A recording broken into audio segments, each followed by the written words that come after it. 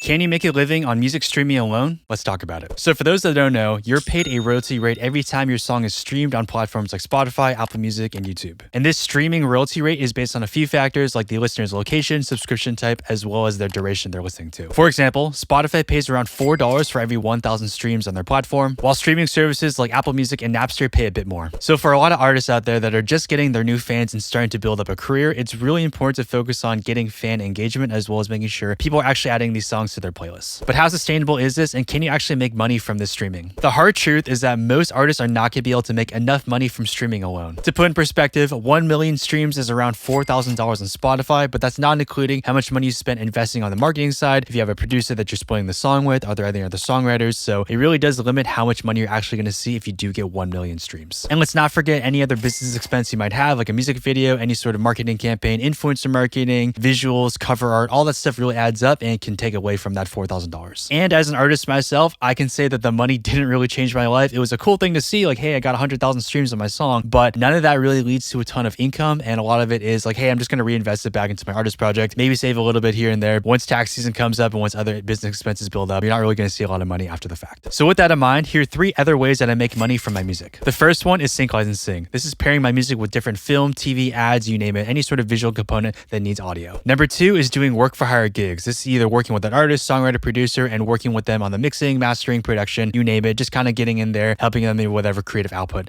they need help on. And number 3 is artist resources. I've spent a lot of time building on my own catalog of Notion presets as well as any other documents and PDFs that help me as an artist build. All these are available for you guys to download as well and is a good source of income for myself. So to keep a long story short, you definitely can make money from streaming, but it's going to take a really, really long time to see any sort of return on your investment, especially if you are dumping in a lot of money and with the amount of time it's going to take to really build a fan base that can be self-sustaining. Like and follow for more music business tips.